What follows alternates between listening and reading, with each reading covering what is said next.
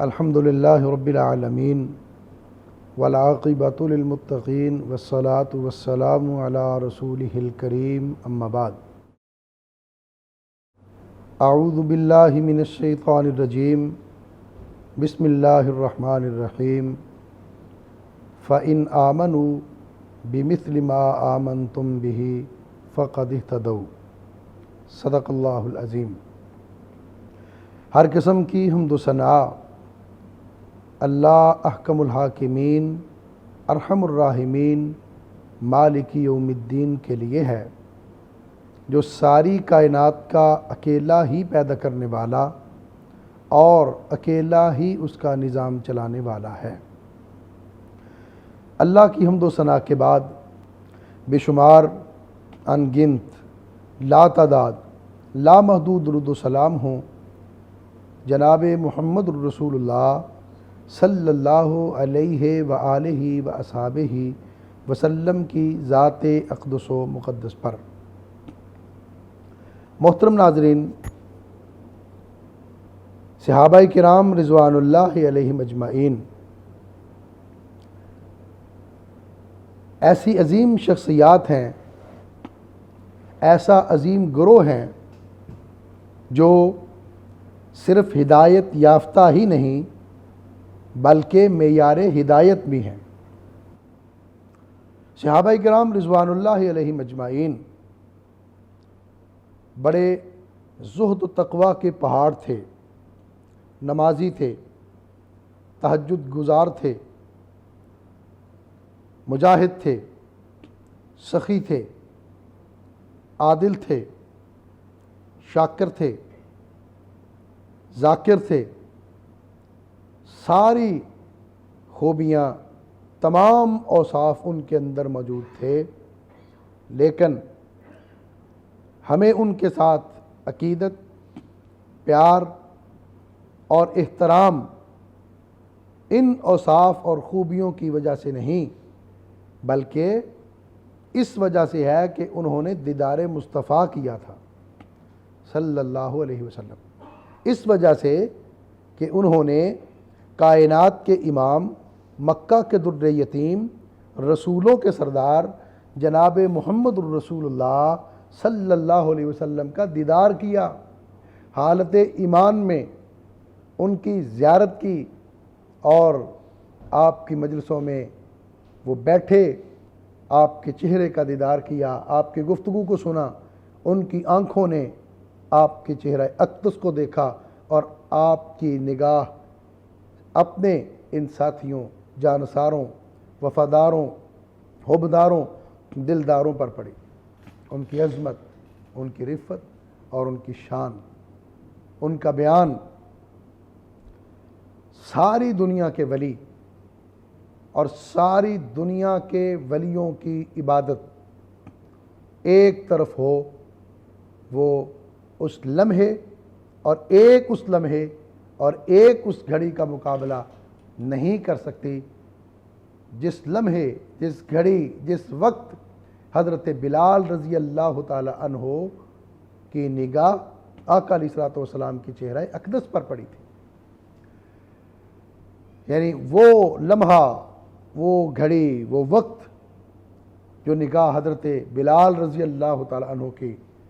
آقا علیہ الصلوۃ والسلام کے چہرہ اقدس پر پڑی، اس لمحے، اس گھڑی، اس وقت اور اس عمل کا مقابلہ دنیا کے تمام ولیوں کی ولایت اور عبادت نہیں کر سکتے۔ یہ مقدس ترین گروہ، یہ امت کا افضل ترین گروہ رضوان اللہ علیہ مجمعین، جسے اللہ نے حزب اللہ کہا، جسے اللہ نے فلاح پانے والا کہا، اولئک هم المفلحون، اولئک هم الراشدون، اولئک هم المؤمنون حقا رضی اللہ عنہم ورضوا عنہ، جن کو دنیا کے اندر جنت کے سرٹیفکیٹ ملے، آج کسی کے جنتی ہونے کی کوئی گارنٹی، کوئی دلیل نہیں ہے۔ ایک گروہ اس کائنات کے اندر ہے کہ جس کے جنتی ہونے کی ضمانت اور گارنٹی مالک کائنات نے خود دی اور اپنے قرآن مجید کے اندر دی۔ اور پھر ایسا گروہ جن کے بارے میں اللہ پاک نے ارشاد فرمایا فَإِنْ آمَنُوا بِمِثْلِ مَا آمَنْتُمْ بِهِ، ان کے ایمان کو اللہ نے پوری دنیا کے لیے مثال بنا دیا۔ ایمان لاؤ ابو بکر صدیق رضی اللہ تعالی عنہ جیسا، ایمان لاؤ حضرت عمر فاروق رضی اللہ تعالی عنہ جیسا، ایمان لاؤ حضرت عثمان غنی، حضرت علی المرتضیٰ، حضرت حسن، حضرت حسین، حضرت معاویہ، حضرت طلحہ، حضرت زبیر، حضرت ابو عبیدہ بن جراح، حضرت خالد بن ولید، حضرت سعد، حضرت سعید، حضرت بلال، حضرت سلمان، 1,44,000 صحابہ جیسا ایمان لاؤ تو وہ ایمان اللہ کی بارگاہ کے اندر قابل قبول ہوگا، وہ ایمان مقبول ہوگا۔ اللہ نے ان کو یہ شرف بخشا، یہ عزت بخشی، یہ اعزاز بخشا کہ اگر ان پر کسی نے مذاق کیا، اگر صحابہ کرام کی جماعت پر کسی نے تمسخر کیا، استہزاء کیا، تو اس کا جواب رب ذوالجلال نے خود دیا۔ جب مکہ کے کفار نے، قریش مکہ نے یہ بات کہی وَإِذَا قِيلَ لَهُمْ آمِنُوا كَمَا آمَنَ النَّاسِ، جب مکہ کے کفار کو، مشرکین کو، قریش کو یہ بات کہی گئی کہ ایمان اس طرح لاؤ جس طرح لوگ ایمان لائے ہیں، ابو بکر و عمر، عثمان و علی رضوان اللہ علیہم اجمعین ایمان لائے ہیں، آگے سے انہوں نے کیا کہا؟ قَالُوا وَنُؤْمِنُ كَمَا آمَنَ السُّفَهَاءُ، کیا ہم ایمان اس طرح لائے جس طرح ایک بیوقوف لوگ ایمان لائے ہیں؟ تو اس بات کا جواب رب ذوالجلال نے خود ارشاد فرمایا، کیا کہا؟ فرمایا الا انہم ہم السفہاء، میرے صحابہ، میرے نبی کے یہ فرما بردار، جانثار، وفادار، حبدار، دلدار، یہ بے وقوف نہیں بلکہ ان کو بے وقوف کہنے والا خود بے وقوف ہے۔ اللہ نے اپنے محبوب کی اس جماعت پر تنقید کو برداشت نہیں کیا،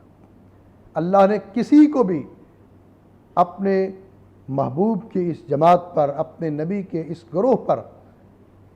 کسی کو بھی تنقید کی اجازت نہیں دی۔ آپ دیکھیں مشہور واقعہ ہے کہ جب کفار مکہ حضرت نبی کریم صلی اللہ علیہ وسلم کی خدمت میں حاضر ہوئے کہ الگ بیٹھ کے آپ ہم کو اسلام کی دعوت دیں، اسلام کی تبلیغ کریں، اسلام کی بات کریں، اور اللہ کے رسول صلی اللہ علیہ وسلم نے ان کی اس بات کو اس لیے قبول فرما لیا کہ شاید ان کے دل میں اللہ کی توحید اتر جائے، اسلام کا نور، اسلام کی روشنی شاید ان کے دل میں اتر جائے۔ وہ آپ کے پاس بیٹھے ہوئے حضرت عبداللہ ابن مکتوم رضی اللہ تعالیٰ عنہ نابینا ہیں، انہیں پتہ نہیں کہ آپ کے پاس کون بیٹھا ہے، وہ چلے آ رہے ہیں، اور ان کے آنے کی وجہ سے اللہ کے رسول صلی اللہ علیہ وسلم نے کیونکہ ان کو فرما دیا تھا کہ ٹھیک ہے میں اکیلے بات کروں گا، آپ کی پیشانی پہ بل پڑے، آپ کے ماتھے کے تیور تبدیل ہوئے، صرف اتنی سی بات ہوئی تو خالق کائنات نے آسمان سے جبریل امین کو قرآن دے کر کے نازل کر دیا، عبس وتولی ان جاءہ الاعمی، فوری طور پر صحابی رسول اس کے لیے اللہ نے اپنا قرآن نازل کر دیا، اور پھر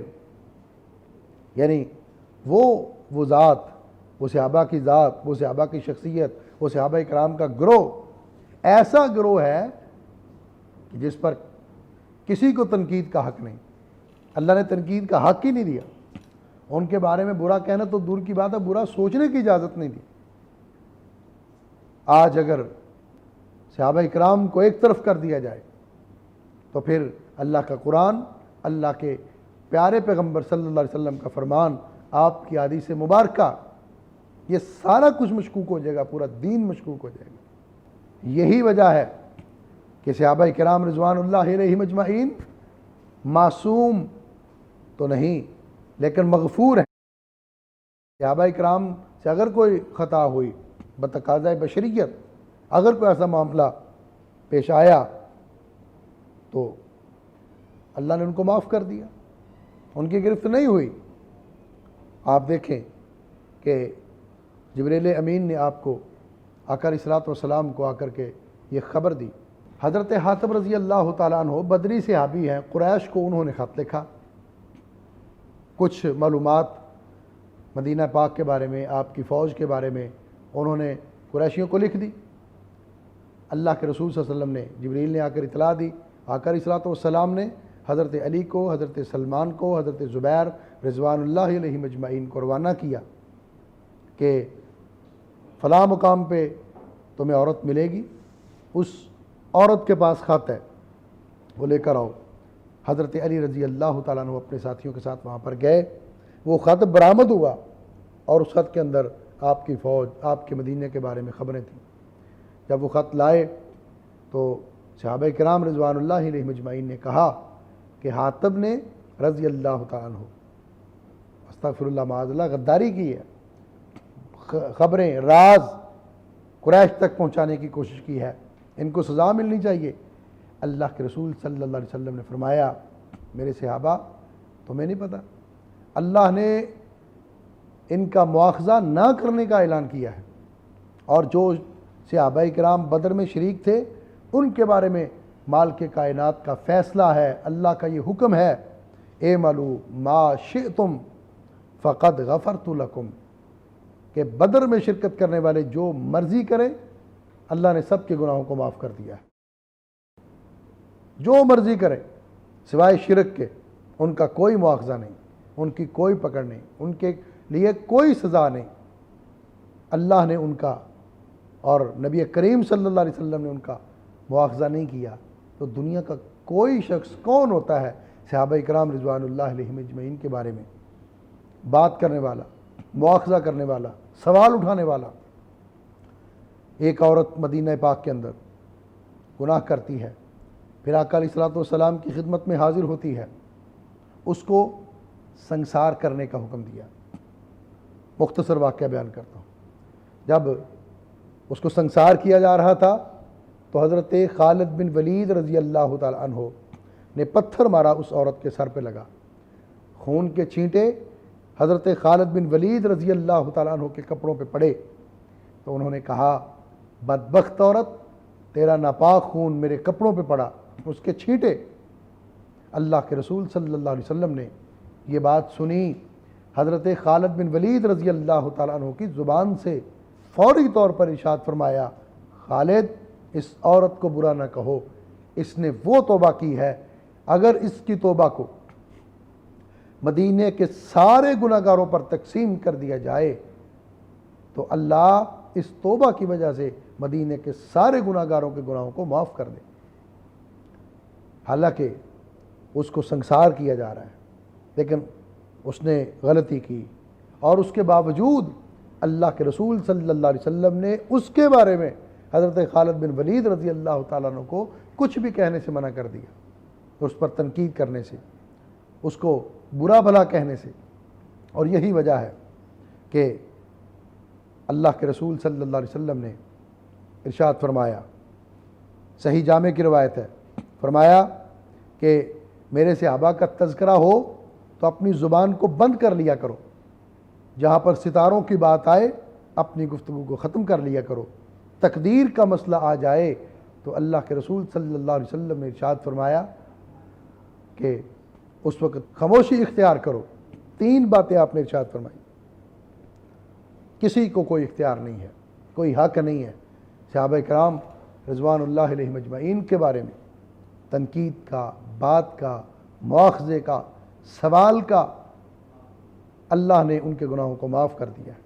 سرٹیفکیٹ جاری کر دیا، رضی اللہ عنہم ورضوا عنہ۔ آپ دیکھیں اسلام کی تاریخ میں احد کا واقعہ، غزوہ احد کا واقعہ کتنا بڑا واقعہ ہے، اور غزوہ احد میں کیا ہوا؟ جب ایک درہ پہ اللہ کے رسول صلی اللہ علیہ وسلم نے کچھ صحابہ کی ڈیوٹی لگائی کہ وہ اس درے پر پہرا دیں گے، ان سے وہاں پر ڈیوٹی مکمل نہیں ہوئی، اس سے پہلے انہوں نے اس جگہ کو چھوڑ دیا، اور ان کے اس جگہ چھوڑنے کی وجہ سے 70 صحابہ شہید ہوئے۔ وہ جگہ چھوڑنے کی وجہ سے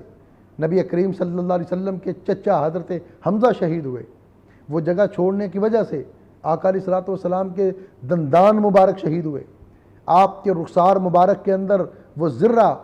دھنس گئی، آپ کے سر اقدس سے لہو خون کے فوارے نکلے، وہ اتنی سی بات سے۔ لیکن اس کے بعد جب وہ جنگ ختم ہوئی، آقا علیہ الصلوۃ والسلام مدینہ پاک تشریف لائے، واپس تشریف لائے، تو صحابہ کرام رضوان اللہ علیہ مجمعین جن کی اس وجہ سے اتنا بڑا نقصان اٹھانا پڑا،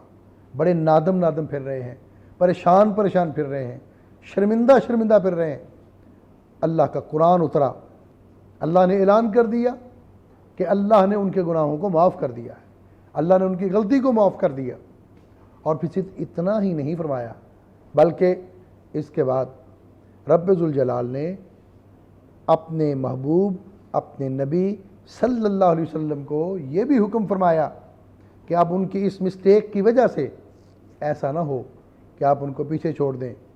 مشورہ میں شامل نہ کریں یا اہمیت نہ دیں، بلکہ اس سے اگلی آیت میں فرمایا کہ فاعف عنہم، انہیں معاف کر، واستغفر لہم وشاورہم فی الامر، کہ اللہ نے ان کو معاف کر دیا، ان کی توبہ قبول کی، وشاورہم فی الامر، اور اب آپ ان کو اپنی مشاورت میں لیا کرو، آپ ان سے مشورہ کیا کرو۔ یہ اللہ کے رسول صلی اللہ علیہ وسلم کو ان صحابہ کرام کے بارے میں کہ جن کی وجہ سے یہ جنگ احد کا اتنا بڑا نقصان اٹھانا پڑا، اور یہ صحابہ کرام کی عزت ہے، یہ عظمت ہے، یہ ان کی شان اور ان کا مقام ہے کہ جو اللہ نے ان کے سوا دیگر انبیاء میں سے کسی کو نہیں عطا کیا۔ اور یہ صحابہ کرام رضوان اللہ علیہ مجمعین کی عزت، عظمت، شان اور پروٹوکول صرف دنیا ہی نہیں، آخرت کے اندر بھی ان کے لیے ایسا ہی پروٹوکول ہوگا۔ حدیث پاک کے اندر آتا ہے، حضرت سعد رضی اللہ تعالیٰ عنہ جب ان کی روح پرواز ہوئی، حضرت سعد رضی اللہ تعالیٰ عنہ کا جنازہ اٹھا تو اللہ کے رسول صلی اللہ علیہ وسلم ایڑیاں اٹھا کے چل رہے ہیں۔ صحابہ کرام نے پوچھا کہ اللہ کے رسول آپ ایڑیاں اٹھا کے چل رہے ہیں؟ آپ نے فرمایا سعد کے جنازے میں آسمان سے 70,000 فرشتوں نے آ کر کے شرکت کی ہے، اور اس لیے میں ایڑیاں اٹھا کے چل رہا ہوں کہ کسی فرشتے کے پر پہ میرا پاؤں نہ آ جائے، میرا قدم نہ آ جائے۔ یہ پروٹوکول ہے ان کے لیے، یہ عزت ہے ان کے لیے۔ وفتحت ابواب السماء،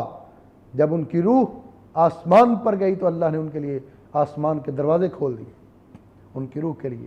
جنت کے دروازے کھول دیے گئے۔ حضرت عبداللہ بن مبارک رحمۃ اللہ علیہ کا یہ قول ہے، کسی نے ان سے سوال کیا، انہوں نے اس سوال کے جواب میں کہا کہ حضرت معاویہ رضی اللہ تعالیٰ عنہ اور حضرت عمر بن عبدالعزیز رحمۃ اللہ علیہ، ان کا موازنہ نہیں کیا جا سکتا۔ حضرت معاویہ رضی اللہ تعالیٰ عنہ نبی کریم صلی اللہ علیہ وسلم کے ساتھ جس جنگ میں شریک ہوئے اور آپ کی معیت میں وہ جس سفر پہ نکلے اور وہاں سے بھی دھول اڑی، گرد اڑی، اور وہ گرد اڑ کے حضرت معاویہ رضی اللہ تعالیٰ عنہ کے گھوڑوں کے نتھنوں میں گئی۔ حضرت عبداللہ بن مبارک رحمۃ اللہ علیہ کہتے ہیں کہ وہ دھول، وہ گرد بھی حضرت عمر بن عبدالعزیز رحمۃ اللہ علیہ سے افضل ہے۔ تو نبی صلی اللہ علیہ وسلم کے سے ہو کر کے وہ دھول، وہ گرد اڑی۔ حضرت سعید بن زید رضی اللہ تعالیٰ عنہ عشرہ مبشرہ میں سے ہیں، وہ فرماتے ہیں کہ کسی ایک صحابی کا نبی کریم صلی اللہ علیہ وسلم کے ساتھ جنگ میں شریک ہونا کہ جس میں اس کا چہرہ خاک آلود ہوا ہو، حضور صلی اللہ علیہ وسلم کی رفاقت میں مٹی کے ساتھ، گرد کے ساتھ، فرمایا وہ تمہاری ساری عمر کی عبادت سے افضل ہے، اگرچہ تمہارے پاس نوح علیہ السلام کی عمر بھی کیوں نہ ہو۔ تو صحابہ کرام رضوان اللہ علیہ مجمعین ایمان ہے، ہمارے ایمان کا حصہ ہے۔ جس طرح اللہ نے اپنے محبوب کو ساری کائنات سے اعلیٰ بنایا، اس طرح اللہ نے آپ کو جو صحابہ عطا کیے وہ بھی اللہ نے سب سے اعلیٰ عطا کیے۔ اور یہ بات بھی ذہن نشین رکھیں کہ اب کوئی شخص اپنی مرضی سے صحابی نہیں بن سکتا، نہ پہلے اس وقت تھا اپنی مرضی سے، نہ اس وقت ہے۔ جس طرح نبوت ختم ہو گئی، اب کوئی نیا نبی نہیں آ سکتا، اسی طرح مقام صحابیت بھی ختم ہو گیا، اب کوئی نیا صحابی بھی نہیں بن سکتا۔ اور یہ نبوت اور صحابیت یہ ایسی چیزیں ہیں جو اللہ کی عطا کردہ ہیں،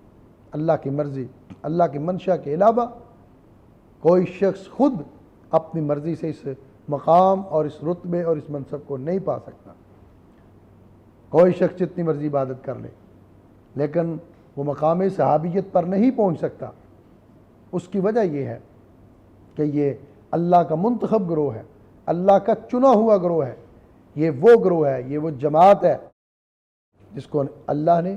اپنے محبوب، اپنے پیارے، اپنے حبیب صلی اللہ علیہ وسلم کے لیے منتخب کیا، ان کے لیے چنا۔ اور اللہ نے ایسے ہی نہیں چنا، جب اللہ نے اس گروہ کو چنا، اس گروہ کو منتخب کیا، اللہ نے ان کے دلوں کا امتحان لیا، ان کے دلوں کو پرکھا، ان کے دلوں کے اندر ایمان پایا، اللہ نے ان کے دلوں کے اندر خلوص پایا، اللہ نے ان کے دلوں کے اندر اسلام کی دولت کو پایا۔ ورنہ مکہ کے اندر بڑے بڑے مالدار لوگ بھی تھے، بڑے چودھری بھی تھے، بڑے حسین و جمیل بھی تھے، بڑے خوبصورت بھی تھے، بڑے حسب نسب والے بھی تھے، لیکن اللہ نے اپنی مرضی سے جس کو چنا وہ اس کی مرضی ہے، اس نے صدیق اکبر کو چن لیا، یہ اس کی مرضی ہے، اس نے حبشہ سے بلال کو چن لیا، یہ اس کی مرضی ہے، اس نے غفار قبیلے سے ابو ذر کا انتخاب کر لیا، یہ اس کی مرضی ہے، اس نے فارس سے حضرت سلمان کا انتخاب کر لیا، یہ اس کی مرضی ہے، کہ جس نے روم سے حضرت صہیب کا انتخاب کر لیا، یہ اس کی مرضی ہے۔ اور یہ اللہ کا چنیدہ کہ جس کی عزت، جس کی عظمت، جس کی شان اللہ نے خود اپنے قرآن کا حصہ بنائی۔ دعا ہے اللہ ہمیں اپنے نبی کریم صلی اللہ علیہ وسلم کے صحابہ کی عزت اور عظمت کو سمجھنے اور ان کی زندگیوں کے مطابق اللہ ہمیں اپنی زندگی گزارنے کی توفیق عطا فرمائے۔ وآخر دعوانا ان الحمد للہ رب العالمین۔